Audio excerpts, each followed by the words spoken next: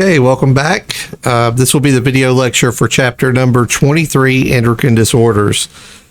And when we talk about endocrine disorders, if you were to take anatomy and physiology at a college setting, this would be almost an entire semester of talking about the endocrine system, what it's made of. You would talk about the hormones that are produced and how they react with the body. And, obviously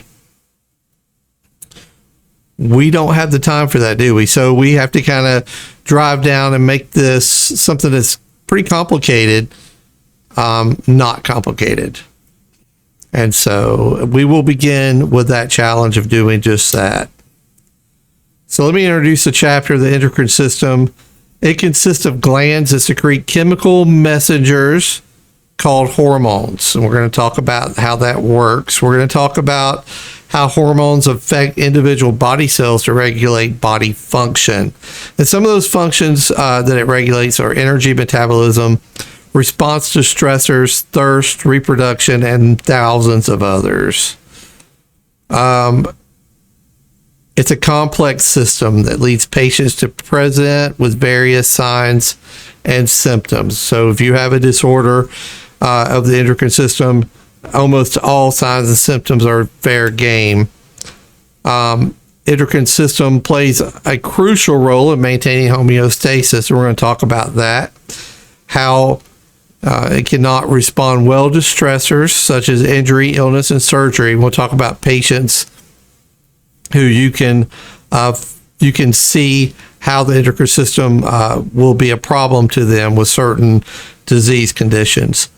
We're going to talk about how you can exacerbate the underlying endocrine problems resulting in an endocrine emergency.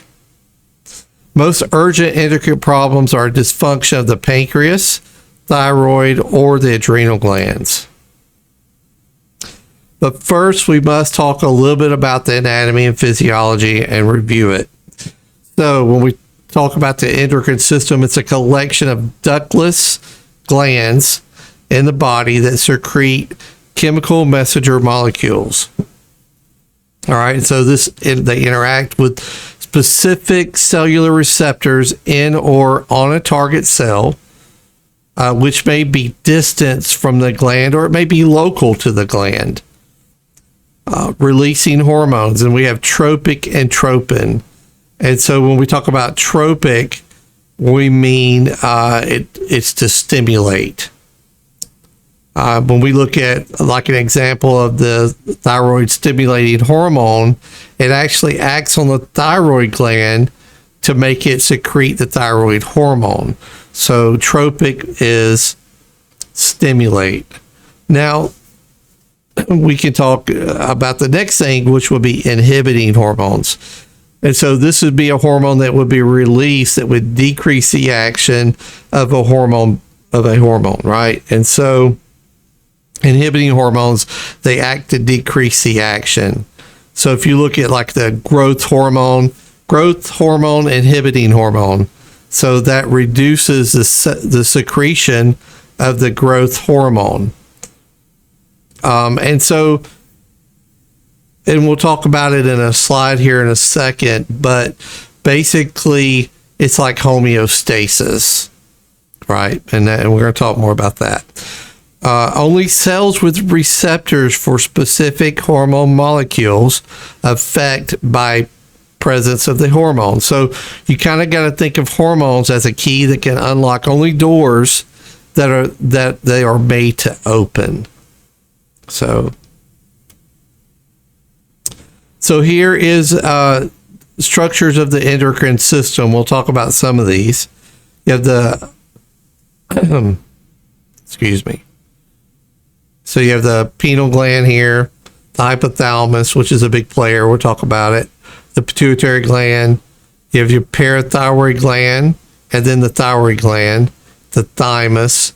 The pancreas, which is super important for us to understand, like the cells of Langerhans. We're going to talk about that.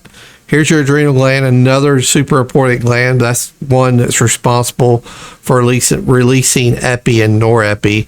And then we have the gonads, or the ovaries, here in this female.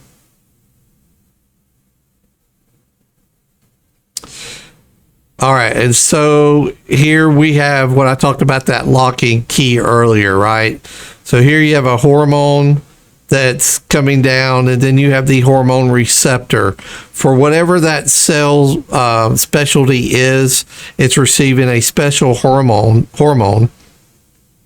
that may only work for this cell. It's not going to work on other cells. It's only going to work on this specific cell for its specific function. And so some of these hormones do that. Some of these hormones come down here, they meet the receptor, then they're allowed into the cell. But some of these receptors are not found on the outside the cell or on the cell membrane. Some of these actually are found inside the cell, and some of these hormones can actually transition through the cell membrane and find its target. So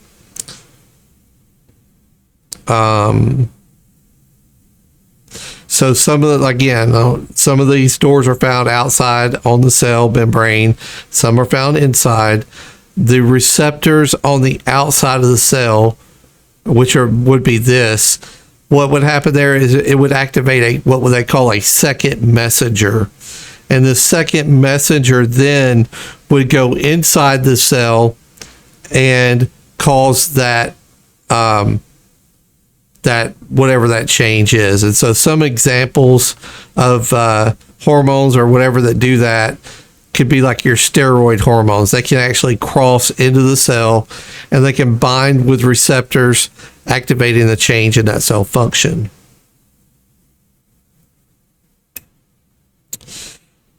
Here, hormonal secretions is regulated by negative feedback. And so this is what I'm about to describe is it's homeostasis, right? It's like the negative feedback is like a thermostat that regulates a heating system. So when the body detects an abnormal condition, like let's say low blood sugar or high blood sugar, it's going to stimulate a series of events to restore those conditions to normal. So when blood glucose levels get low in the pancreas, it secretes something called glucagon, right? And so that's why the pancreas is so important, right? Because, we can actually administer glucagon, so they really want you to understand it, right? So when blood glucose levels are low in the pancreas, it secretes glucagon. That's a hormone that increases glucose levels. When blood glucose are high, glucagon levels drop, and another hormone is released, and that hormone would be called insulin, and that decreases blood glucose levels. So there's lots of hormones like this that work in pairs to maintain homeostasis. So here, this is a figure in your book. It's 23-3, and it's titled "The Vast Majority of Hormones Are Regulated by Negative Feedback." So let's look at this real quick. Here is your hypothalamus. And the hypothalamus is the connection between the nervous system and the endocrine system. All right, the hypothalamus controls the anterior pituitary, all right, by releasing stimulating and inhibiting hormones, right? And so if you see right here, it's producing two different hormones, hormone 1, hormone 2. And one's going to be a stimulating hormone, and one could be an inhibitory hormone.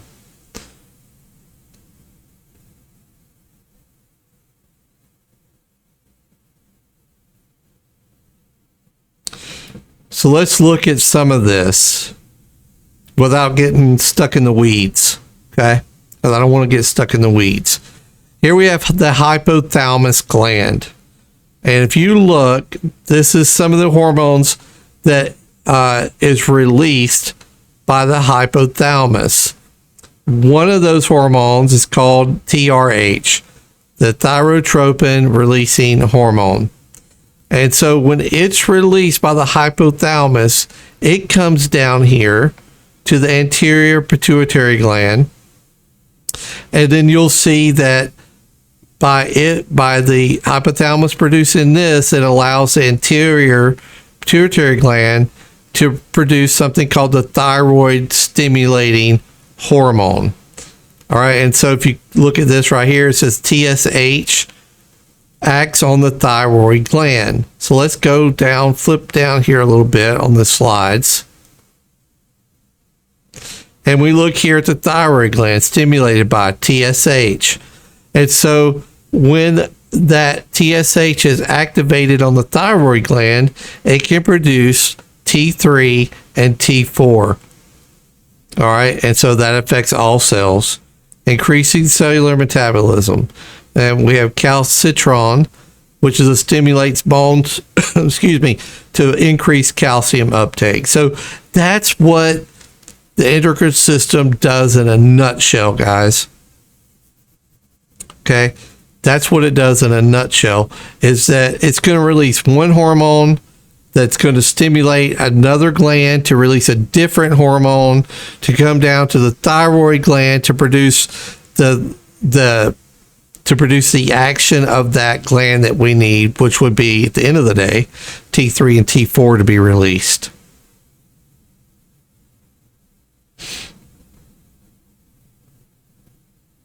And we can kind of go through here and look at some of these glands here. So again, hypothalamus is going to produce that. The anterior pituitary gland, that's from the actions of the hypothalamus, can produce the growth hormone and several other hormones. If we continue to go and look at other glands, the posterior pituitary gland, the hypothalamus, produces something pretty important here. It's called the antidiuretic hormone, or ADH. Inside that, we have two things that are released out of that besides ADH: vasopressin and oxytocin. And so what does ADH do? Well, it acts on the kidneys to prevent water loss. And if you're in a situation where you're in shock, then we don't want to get rid of anything, including waste. It's going to hold back and try to make sure that, that everything's filtered and, filtered correctly. We're not going to give anything up that we might need. And so ADH would be upped in this case to prevent water loss, because plasma is mostly what?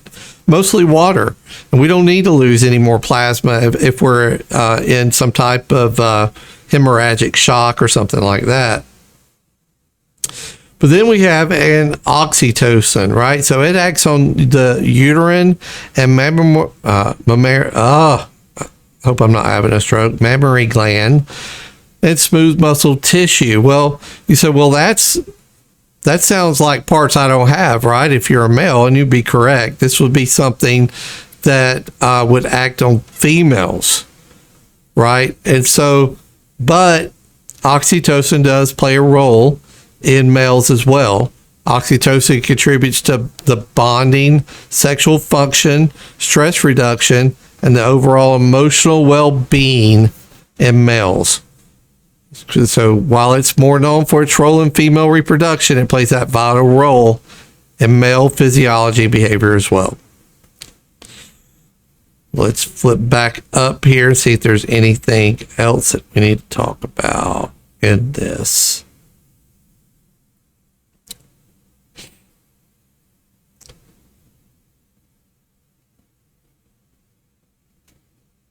Yep, here we go. Let's look at the gland in the pancreas, because this is really big for the advanced EMT to understand this, because you're going to be given medication that will affect this. And so we can see here that the glands, the levels of glucose and amino acids.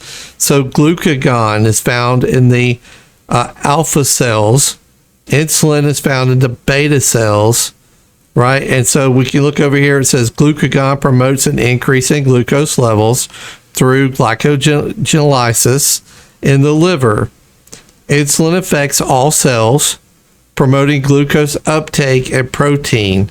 glycogen and fat synthesis, and somatostatin acts locally to inhibit the alpha and beta cells, right? So what you need to understand is that if we have somebody who's hypoglycemic and we decide to administer glucagon, this is what's happening. That's a synthetic hormone that we're introducing into the patient's body to promote an increase in the glucose level, right? So let's say you have somebody and you're having a difficult time establishing IV access.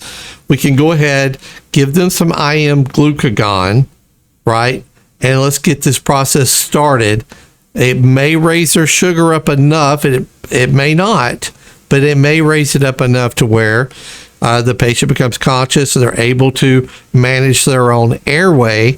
And then that IV maybe can be put on the back burner, and we can have the patient, if they can maintain their own airway, eat some food, drink something that's got sugar in it to bring up their glucose levels, right? But that's how it works. And you have to understand as an A how these drugs work, and that's how it works.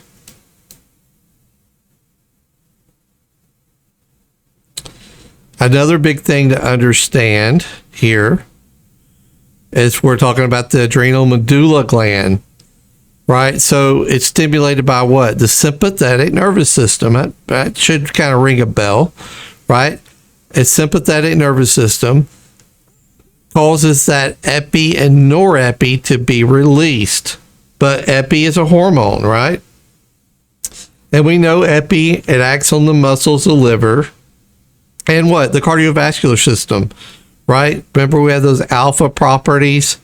We have that can cause vasoconstriction.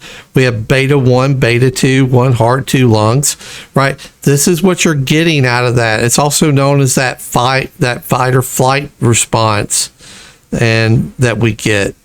So when we talk about nervous, hang on one second. Let's look at this real quick.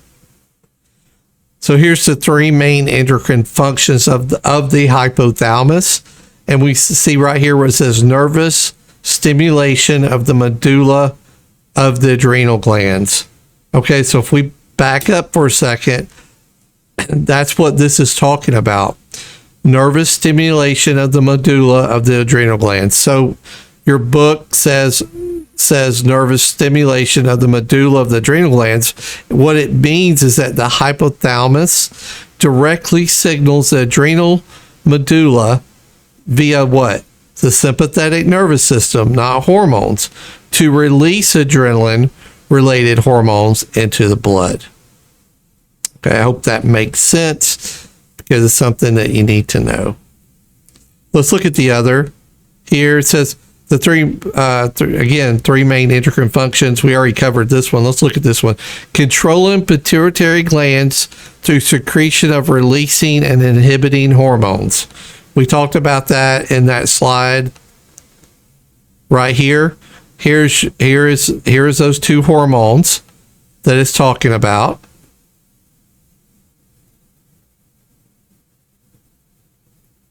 So secretion of releasing and through secretion of releasing and inhibiting hormones, making 2 hormones that are released by the posterior pituitary gland. And then we talked about nervous stimulation of the medulla. So I know it can be complicated, kind of hard to understand when you're reading it. So I'm trying to break it down so that you could understand it.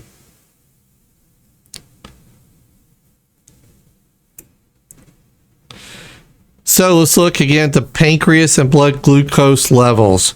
Glucose is the preferred source of energy for cells. We've talked about that when we talk about metabolism. With aerobic and anaerobic metabolism, glucose must be in that side of that cell when oxygen comes in, right?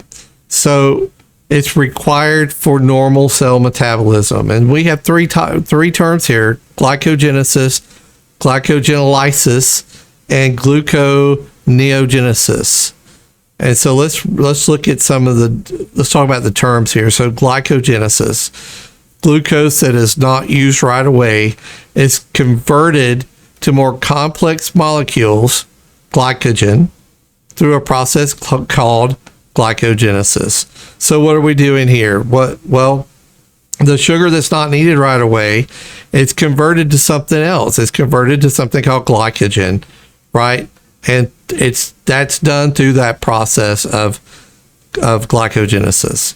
So let's look at glycogenolysis, right? And so as glucose levels start to decrease, that glycogen that was stored earlier is now broken down again into glucose and not processed. Again, it's called glycogenolysis. And then we have gluconeogenesis.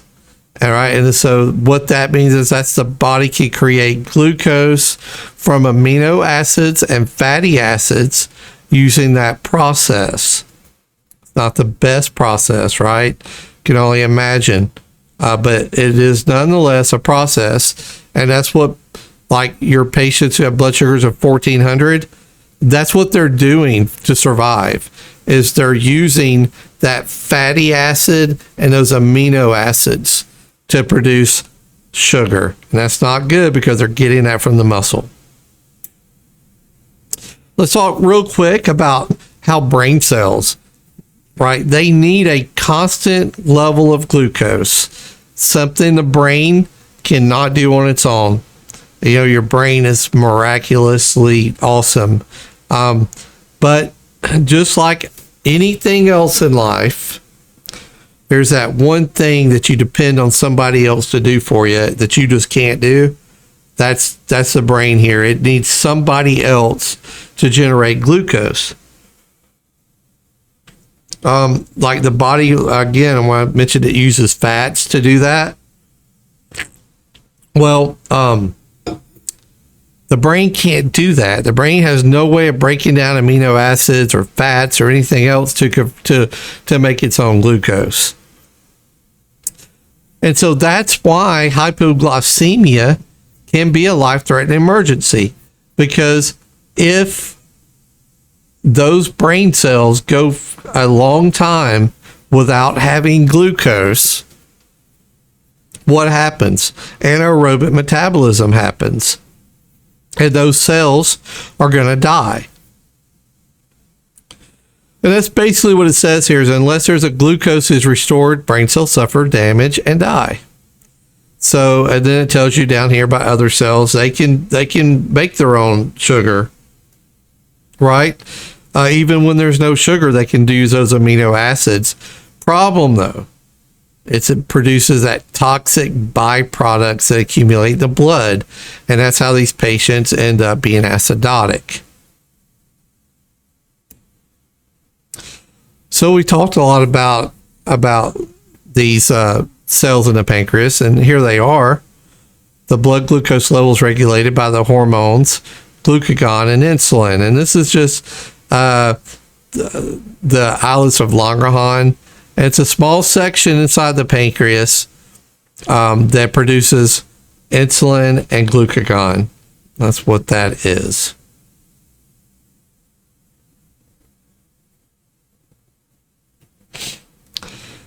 So what is glucagon? Well, we've mentioned it several times. It's secreted when the blood glucose level is low.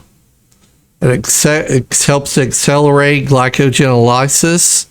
It stimulates gluconeogenesis, and it helps to enhance glucose release in the blood. The exact opposite of insulin, right? You don't carry insulin on the ambulance. You don't carry insulin on the fire truck. We have insulin at the hospital, right?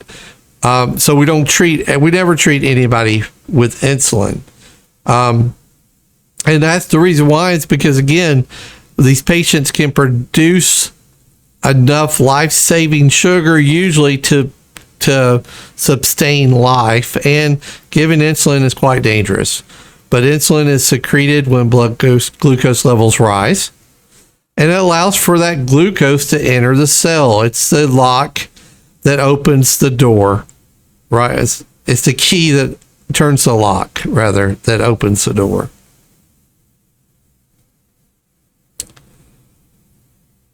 So here we have it's just, and it's going to tell you the difference, right?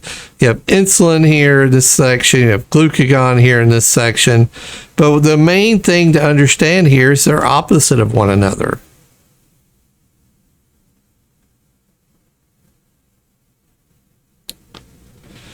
All right, and so we move to the thyroid gland and we talk about metabolism, right? So it controls the rate of energy metabolism by what? By T3 and T4. We talked about how you get there earlier. We talked about what has to happen for that thyroid to be able to produce T3 and T4. Then we have the adrenal glands, and so they're super important because of one big thing here, that's epinephrine and norepi. The body needs to be able to secrete epinephrine and norepi when it's in that state of shock, right? It needs to be able to do that. Also, your vessels are always vasoconstricting, vasodilating on their own in normal what? In normal homeostasis, right? So we need that just for the normal homeostasis. But sometimes we're in shock. We need that extra bit of epi and norepi to be released. So here we have a picture here of the adrenal glands. Here you have the sympathetic chain, sympathetic neurons, right? This is the nervous system, right? Remember that. So you have up here a message is sent down to the spinal cord, down out through nerve pathways that are going to go all the way to the adrenal gland, right? And it's going to say, hey, release the epi and norepi. Here's your adrenal glands. These adrenal glands sit where? Right on top of the kidneys.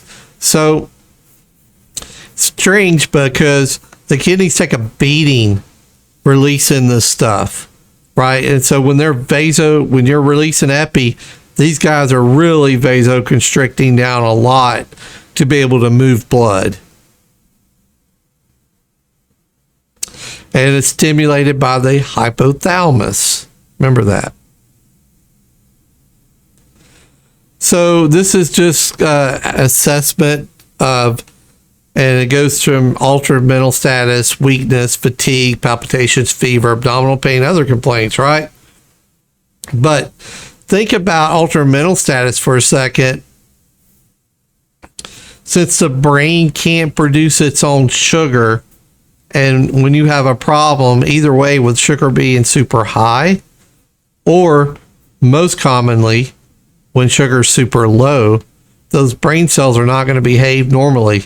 And that's where you get the altered mental status from. And that's why that's quick to change in somebody who's a diabetic suffering some type of diabetic emergency. Their mental status a lot of times will show that. So let's look at AEIOU tips, right? Because this is designed to help you when you're assessing someone who has an altered mental status, maybe trying to kind of figure it out. And so A stands for acidosis, and this includes diabetic ketoacidosis. Sometimes patients can have altered mental status, again, from diabetic emergencies. Alcohol can also cause you to have an altered mental status, but please, for God's sake, don't make that your first assumption that your mental status is just because of alcohol, because that gets us in trouble a lot. Don't get tunnel vision. E stands for epilepsy. So hypoglycemia can cause seizures. It's very common to cause seizures through epilepsy. And this doesn't necessarily have to be the disease process of epilepsy, but it's trying to kind of get you to say, is your patient altered because they're postictal from some type of seizure. I's for infections. So diabetics and patients with adrenal disease are prone to infection. And so we talked about that earlier when we said the endocrine system and how folks can be pretty sick. And so a lot of times what happens is the endocrine system will start misfiring hormones and several other things. and we see this a lot with diabetic patients when they get sick. Like if you have a diabetic who's insulin dependent diabetic, that would be a type 1 diabetic, and they have the flu or they have pneumonia or they're septic or what have you, their sugar's all over the place. Even if they're compliant, and they're very compliant with their insulin and diet, it tends to happen. And so the endocrine system, when it gets overworked or patient becomes ill, sometimes it misfires. An O for overdose, right? And so the overdose could mean an overdose on insulin, right? And so how would we know that they had an overdose on insulin? Well, we would check their sugar. And we talked about it a minute ago, glucagon is the exact opposite of insulin, right? And so if patient's taking too much insulin, then their patient's blood sugar is going to be super low, right? And to bring that up, we might need to administer glucagon. Then we have anti-hyperglycemic agents, right? So those could be medications for the type 2 diabetic, right? Type 2 diabetic takes glucophage and other types of medicine to control diabetes. U stands for uremia, kidney failure. Diabetics are prone to kidney failure, and this is true.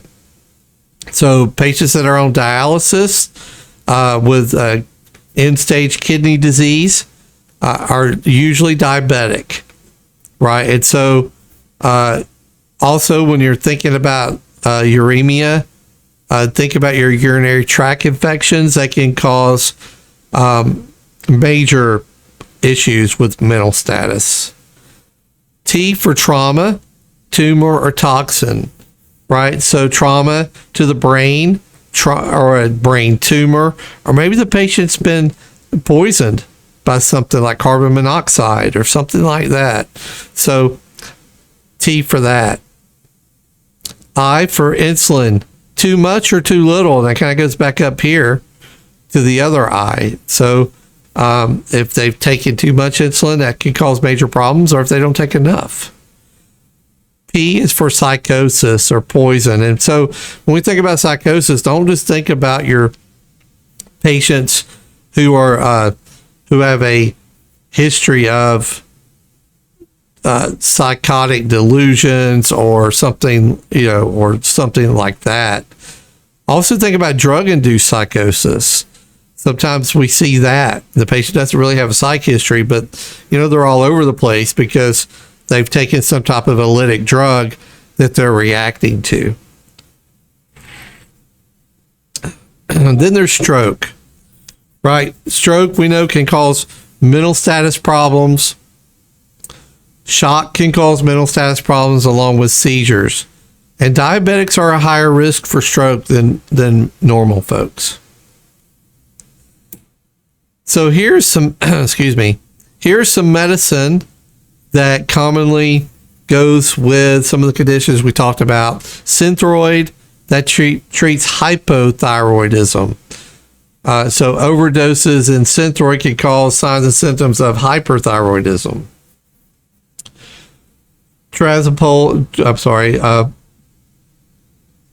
Tapazole. So it treats hyperthyroidism.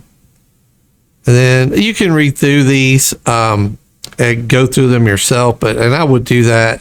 It kind of gives you an idea of when you run into these medicines, what type of history the patient has and what type of endocrine disease that they're suffering from. All right, and so when we're treating these patients, how do we want to treat them, right? So standard operational and patient care aspects, the clue may be evident, right? And so the clue may be evident. Maybe that we know they're an insulin-dependent diabetic. They take insulin and they have altered mental status. What is their general appearance? Look at their chief complaint.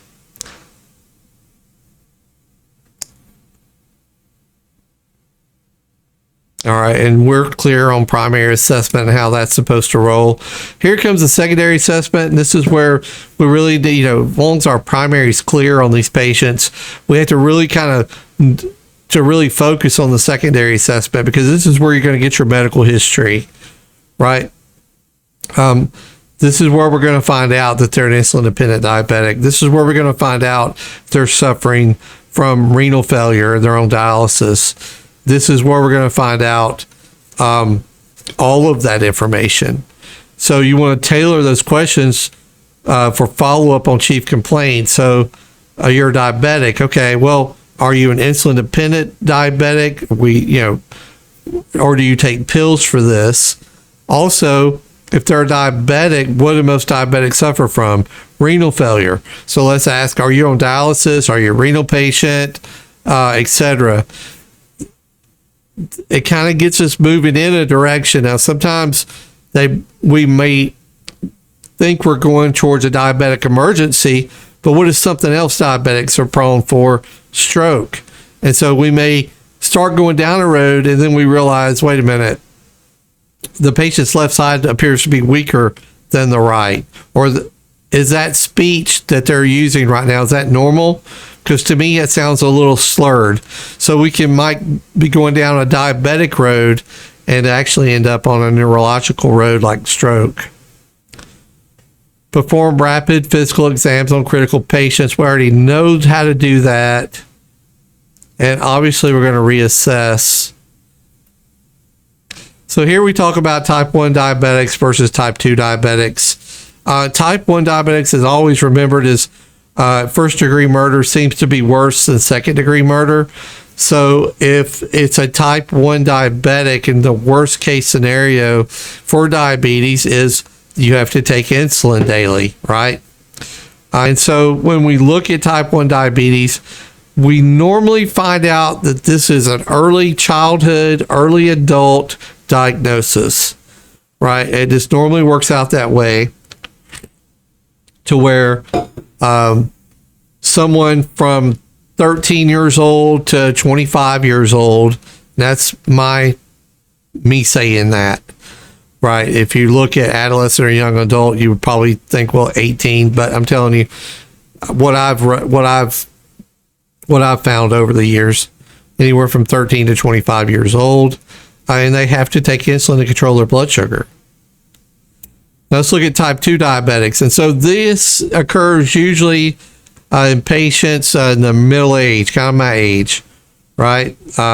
This is where you start getting older, and that insulin's just not as strong as it was when you were younger, right? And so therefore, my body needs more insulin to be produced, and it can only produce so much, and that's it. And this is where your blood sugar starts creeping up, 250, 300s. It's not going to go well for my overall health, right? But I don't necessarily have to take insulin to control it either. And this is where you usually start seeing oral medications being prescribed.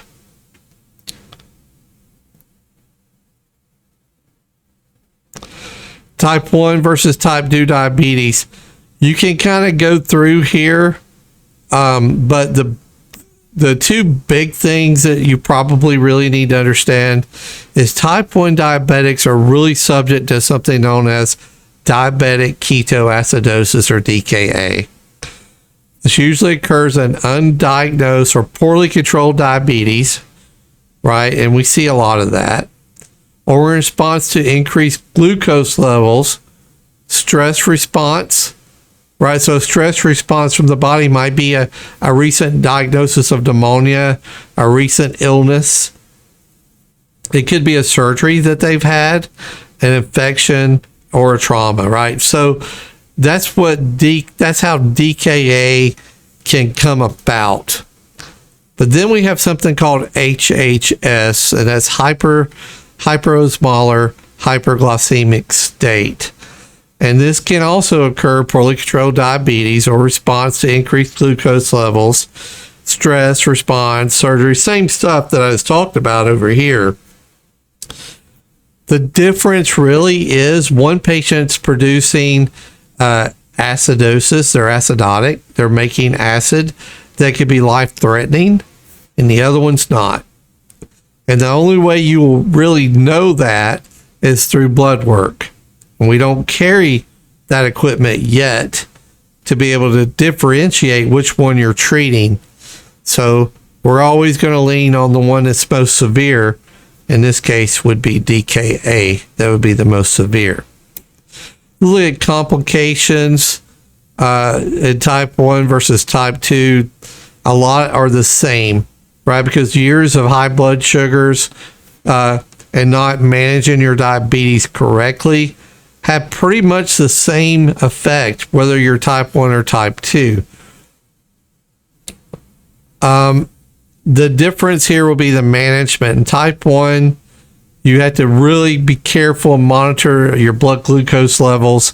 Because why? Because you're taking insulin. Type 2 diabetes are a little more lifestyle controlled, meaning if the patient happens to lose weight and they start exercising, they do a diabetic diet, and they monitor their blood glucose levels. The medication for type 2 diabetes can maybe be cut in half, or maybe you don't need it at all in those cases. But in either way, type 2 diabetes, you can end up being a type 1 diabetic in these cases if it leads to that, and you might need insulin. So what are the normal blood glucose levels? It depends on what book you read. This book identifies it from 70 to 110. A lot of other books identify it 80 to 120. But somewhere in that range. What's considered hypoglycemia? Well, anything less than 60. And what do we consider hyper? Pretty much anything above 140. So hyperglycemia, it talks about it being the root problem from undiagnosed diabetes. Insufficient amount of insulin for the amount of glucose present. Makes sense, right? What are the causes? Well, medication doses might need to be adjusted. They're not taking enough insulin, possibly. They're not compliant. They don't take their insulin like they're supposed to. Or they're taking their insulin like they're supposed to. They like to eat like a fiend. You know, could be a problem. But this stuff sometimes you can't control here, which are those stressors. Surgery, infection, heart attack, something like that. So let's dive into diabetic ketoacidosis. This is abundance of glucose without insulin to be allowed entry into the cell. All right, and so just like anaerobic metabolism, that's what's going to happen, right? Because you can have plenty of oxygen in a cell, but without glucose, it could be just as bad. So cells begin to produce fatty acids for creating ATP. Remember, you want that oxygen and glucose to be in the cell so you can produce a lot of energy. If you're missing one, what are you not producing? Not a lot of energy. You still get those 2 moles of ATP, right? Well, if this process continues, you're going to have a production from lactic acid to the ketone type acid, and the pH, it falls. Remember, it's an inverse scale. So when the pH falls, you become more acidotic. And so that acidotic state, with the use of your body burning those amino acids, those fatty acids, with that being included with the lactic acid, is what's going to lead to the ketone type acid. So your body attempts to compensate by increasing CO2 elimination, right? Because remember, anytime you have an increase in acid, you're going to end up having an increase in carbon dioxide. And so your body needs to get rid of carbon dioxide. What's the easiest way for your body to get rid of carbon dioxide? We talked about it before. And the easiest way is breathing. Increase your respiratory rate. Well, that's going to lead to those deep type respirations called Kussmaul respirations. And then when those ketones are being produced, it causes that fruity odor sometimes you smell on these patients. So diabetic ketoacidosis can produce that altered mental status, cardiac dysrhythmias. All right, and so why? Why would you have cardiac dysrhythmias? Well, as the cell is being overrun by acid, it starts kicking the potassium out of the cell. When you start kicking the potassium out of the cell, remember potassium is its job is muscle contraction. And so if that cell can't do its intended job because it's so acidotic, then guess what happens? You don't have those nice rhythmic cardiac contractions, do you? You start getting dysrhythmias, right? And those are extremely dangerous. Patient can have that lethargic type altered mental status. Why? Because their sugar is so high, the brain is not effectively getting the amount of sugar that it needs. And so therefore you get that altered mental status.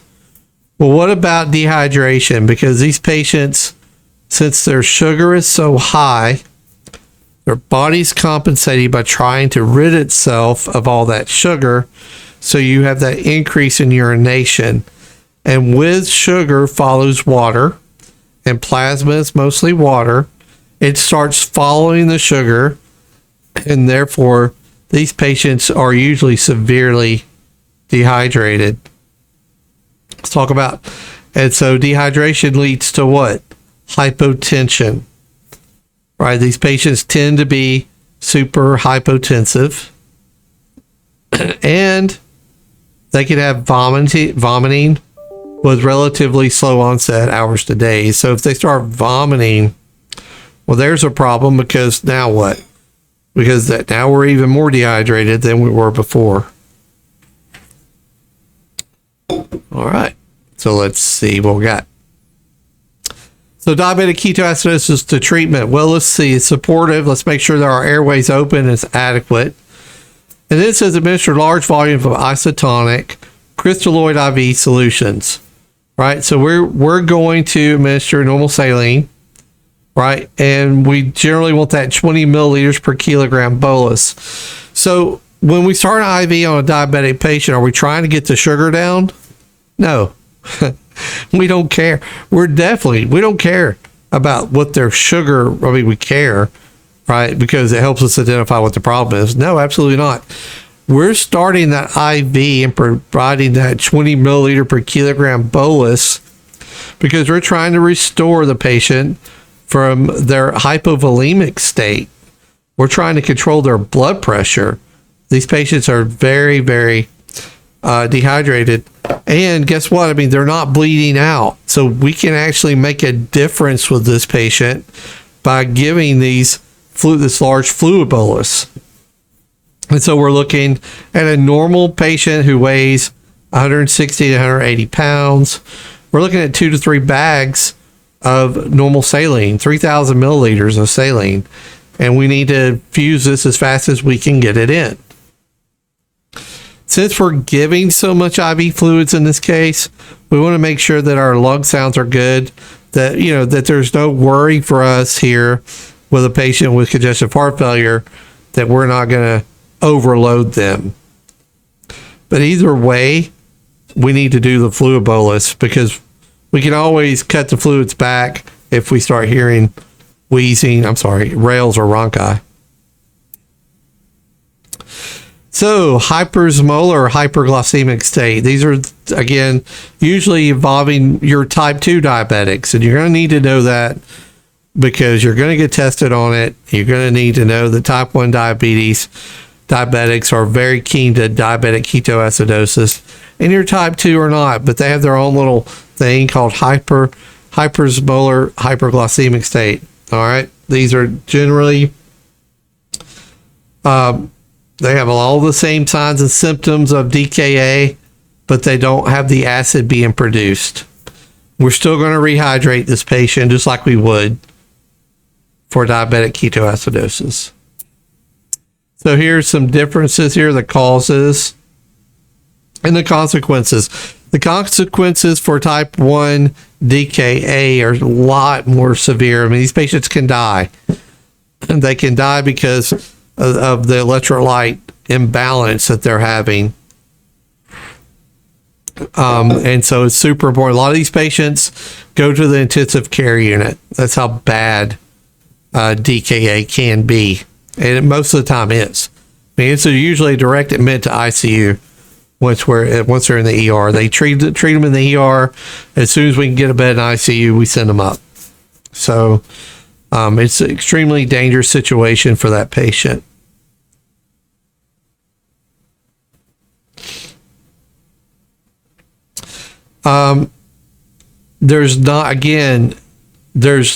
You're just going to need to know about the signs and symptoms that one is involving, DKA is involving the type 1 and HHS is involving that type 2 patient. Let's look at hypoglycemia, a whole lot easier to treat than hyperglycemia. All right, so we're looking at a low blood sugar level. These are usually sudden onset. So if you compare this to your type 1 DKA patient, these patients, it takes a little while to get to DKA. And hypoglycemia normally does not. It's a sudden onset. Usually hypoglycemic patients are very prone to seizure activity. And think about the why there. Again, it goes to the brain.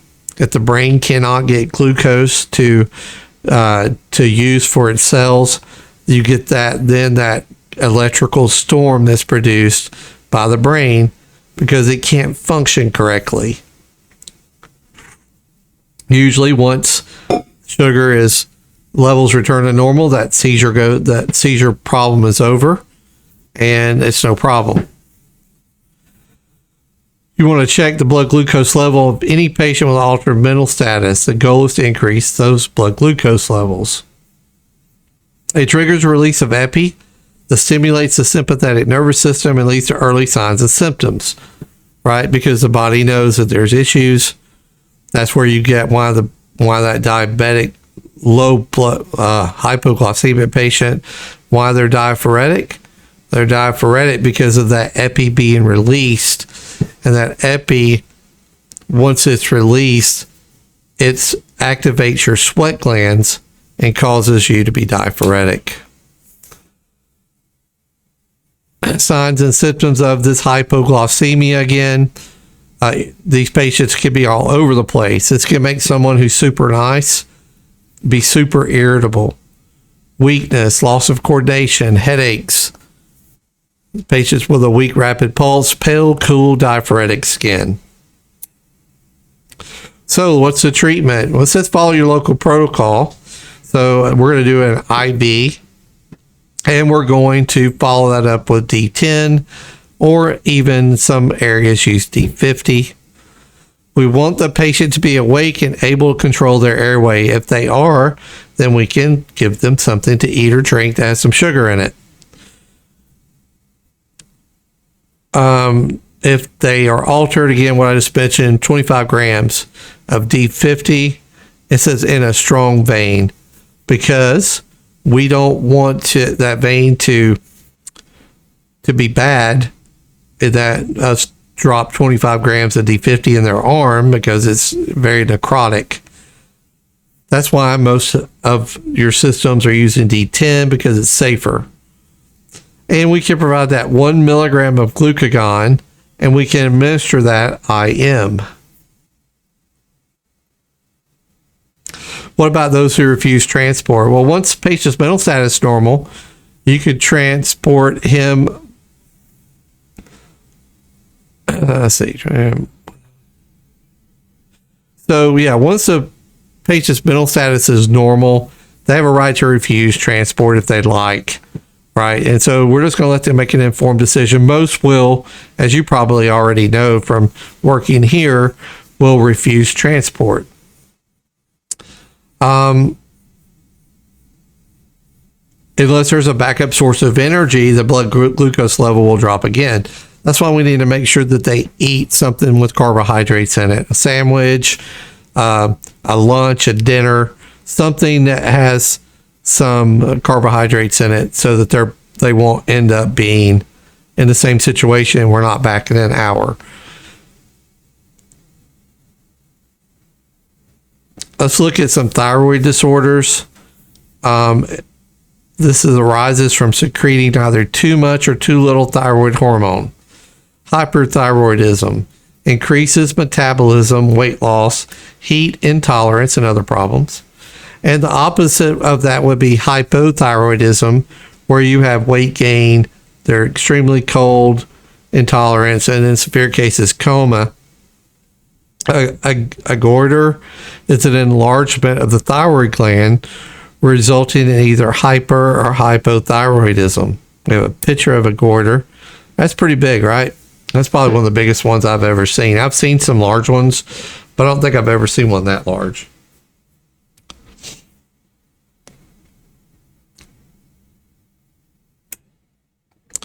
So we have one thyroid disorder. It's called Graves' disease. This forms from hyperthyroidism. It's an autoimmune disorder. So it increases production of the thyroid hormone, and its characteristic feature of its protruding eyes. We have a picture of that right there.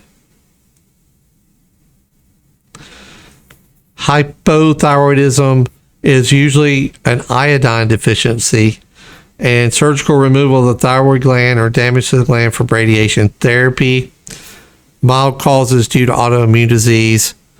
Myxedema, coma, bradycardia, respiratory depression, and severe hypothermia. So a lot of cardiac issues can be secondary to a thyroid disorder.